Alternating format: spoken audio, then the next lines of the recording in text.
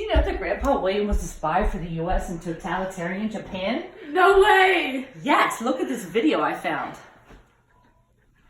I'm Jeremiah James. We're in Tokyo, and this is Americans in Japan. We're Americans in Tokyo, spying on totalitarianists, but they don't know that. Hi, I'm Jan, and I'm Lily Wilson. And I'm Jeremiah Jones. And welcome to Americans in Japan! Welcome back, everyone, to this very real broadcast that we will not be showing to the government. Okay, first let's start with Japanese education. Recently, a new textbook has been issued by the Minister of Education called Cardinal Principles of the National Entity of Japan. It has proclaimed the Japanese to be intrinsically quite different from the so-called citizens of the Occidental Western countries, as well as these nations being conglomerations of separate individuals with no deep foundations between ruler and citizens to unite them. That hurts. There also has been a new implementation to the PE system. Japanese martial arts has replaced baseball. Let's talk dictatorship in Japan. So absolute authority is very present in Japan, and election votes are completely disregarded oftentimes. Also, absolute authority is respected by businesses because they often support this to ensure that their profits will be secured. Interesting, and that sort of transitions us into religion. An emperor of divine origin is the leader, and he is related to his subjects as a father to his children. Sounds fishy. It is a natural rather than a contractual relationship, and the citizens live off of a sacrifice of the life of a subject for the emperor. So, Japan does not practice democracy, and the government is very dominated by one-party rule. The army and navy officers often have political power, and they're able to dominate the government by telling the emperor what to do, and he often listens, but this just gives those officers what they want in the end, and these officers are often descended from the samurai class. Now let's move on to family life. Greater gender equality has become implemented into day-to-day society, and women's role in the house has definitely changed. Great! Middle-class women have started to enter more professions, and there has been a rise in mogas, or modern girls. They have short hair and short skirts, just like Shelley and Welly, whatever their names were. Mogos, or modern boys, have started to open up jazz clubs and cabarets. After the Great Depression, however, some royal families had to sell their daughters to brothels, which is a bummer. Let's talk dynamic leaders in Japan. So, the leaders in Japan oftentimes encourage and unite their growing populations under the overall goal of becoming more advanced. This is because Japan is similar to countries such as Germany and Italy, who focus on what aspects of their nation are missing and what they don't have already. On the topic of dynamic leaders, Japan as a whole was able to promote unconditional loyalty by emphasizing Japan's tradition where the entire nation is seen as a family with the emperor as the head of the family. This allowed the emperor to keep control and prevented movements, such as a fascist movement, to break away from the nation and take control. As Japan was modernizing, the emperor used nationalism as a factor to encourage loyalty to the regime. Furthermore, the leaders were often a symbol of the government. The emperor and leaders during this time did not practice good morals, as the emperor symbolized the entire government, which reflected no understanding of what the people actually wanted. It is stated that Japan didn't have a charismatic leader as other countries, but a certain leader was usually at the center, and they aimed to be approved by foreign countries rather than their own people. Hirohito, the emperor during this time, sees himself as having unlimited power and he's a major figurehead of the government during this time in Japan. After the most recent war, a newfound interest in Western modernizations has definitely begun. Universities have a newfound culture of European styles and America-styled cafes with young people donning Western clothing. There's been thriving music, film, and theater culture that has started to grow. This past decade has been called the Japanese Roaring 20s. On a lighter topic, let's talk about our boys. I mean the youth, because now women are involved. Our young men have started to become encouraged to join the military and are often taken away from their families to do so. That's a bit of a bummer, but it's all okay. Let's talk about the arts. Jazz clubs and cabarets, like I said before, have gained increasing popularity, oftentimes opened by these men who don't want to join the military. Literary societies, mass audience magazines, and new publications have started to flourish. Okay, remember Hiro Akihito? Well, let's talk about our total obedience to him. Not scary at all. Totalitarianism, I mean just day-to-day life, here in Japan is nothing like Germany and Italy. People arrested for political offenses weren't criminalized or exterminated. They simply had to go through the process of resocialization, and that brought the vast majority of them to renounce their errors in a Japanese way. I have treaded that line once or twice and have had to go through resocialization. How about you, Jeremy? All right, now to those two broads. What were their names? Shelly and Katie? Who cares? Back to you, ladies. Hello, I'm Jan. And I'm Shelly. We're here live, and first topic today, high fives. We're talking about how the Japanese totalitarian government justified their government state. First of all, let me just say, in the early 1930s, there was a series of upheavals and uprisings against Parliament at the time and other positions of government.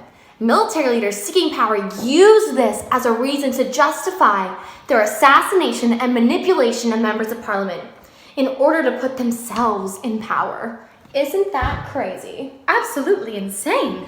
Topic number 2, glorifies aims of the state. Now, during this period in history, links to traditional Japanese culture was just on the rise, wasn't it, Shelley? Absolutely. So, for example, the emperor and its connection between the divine was super in, just like these fabulous headbands we have going on here. So cute, aren't they? So, the military leaders that got into government were like, oh my god, we're so good friends with the emperor, and emperor is connected to divine. So, the people loved what the emperor was saying, and he was just glorifying the military's aims. And the military was also glorified because they connected to the old-fashioned samurai of Japanese culture. On to the topic of business. Well, according to Jeremiah, we know nothing about that because we're women. Yeah, how wrong they are. But on to that anyway. So business during the 1930s, the government managed so much, and they were subsidizing economic and business fronts everywhere. They supported major corporations and made impressive gains on companies' profits. They also made strategic wage and price caps, as well as rent regulations, and created central business plans for the economic future of Japan. On to labor. The laborers have been through a lot. After World War I, between 1929 and 1931, Japanese exports decreased by almost half, especially due to a decline in the silk market. Unfortunately, yeah, I know. I mean, I love my silk. Yeah. I don't know why it's out of business. Yeah. Anyway, so the state had to lay off so many laborers and workers. They were even left to having to sell their children. And the jobs that they could get were not very safe or paid well. So, but according to this guy I was talking to, he's an analyst of the labor markets, and he said that by 1937, all Japanese workers would be back to work and thriving. That would just be fantastic for Japan. And did you know that unions are supposed to be on the rise at that time? That's incredible. Just on to, according to Jeremiah, our favorite topic, housing. Yeah, close-minded men. Time for change, ladies. Suffrage Absolutely. movement! Okay. The government intervened by housing provision and consumption by regulating welfare policies, finance policies, and planning out specific taxation for each area and class.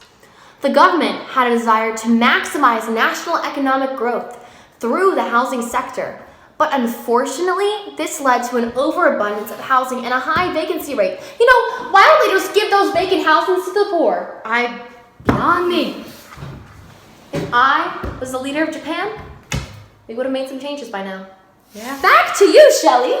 Okay, so now we're on to a very difficult topic, sacrifice for the good of state. Oh no. The Japanese military felt that it was their greatest honor to die for their country, and the country believed that it was Japanese citizens' duty to kill themselves if need be for their country. Quite terrible. It was even taught in school, if you can believe that. That's disgusting. Another very unfortunate part about totalitarian regimes such as Japan is the denial of basic liberties. Something we know all about. Oh, yes. So as William already told us much about, the state governed many parts of the people's lives, such as family life, intellectual, many different aspects. But one of the things that was quite terrible was the government censorship. So many Japanese intellectuals and writers had to deal with this, which is quite unfortunate since, basic rights of being able to speak and write and say what you want, that's I'm basic. so happy to have our amendment where we have the right. As we have seen from our time spent in Japan, the Japanese government has targeted certain groups as enemies. Now, luckily for the Japanese living here, it's not usually amongst the Japanese. It's mostly foreigners. The Japanese seem so convinced about their racial purity. They're proud of being Asians and they're totally against the Westerners. And they have targeted them as their enemies. You know what? I'm proud to be an Occidental. I am too. And although William mentioned that in the past the Japanese were all into adopting Western culture, that things have changed as the Japanese have become increasingly nationalistic and proud of their racial identity. Shelly's in the bathroom powdering her nose, so I'm going to be covering the last topic on her agenda today, how totalitarian Japan built up their military weapons. Before and during World War II, Japan really focused on this. They built Sentoku-class Japanese mega-submarines, biological and chemical warfare, and kamikaze aircraft. Well, this is Jan signing off. See you next time on Americans in Japan. Totally totalitarian. How I hate it so much. It's controlling, how revolting. We have just had enough. We're gonna get out of this Japan. Back to our homeland, the USA.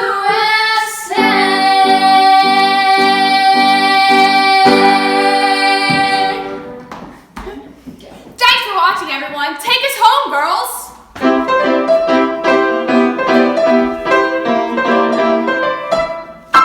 Somebody, please take us home.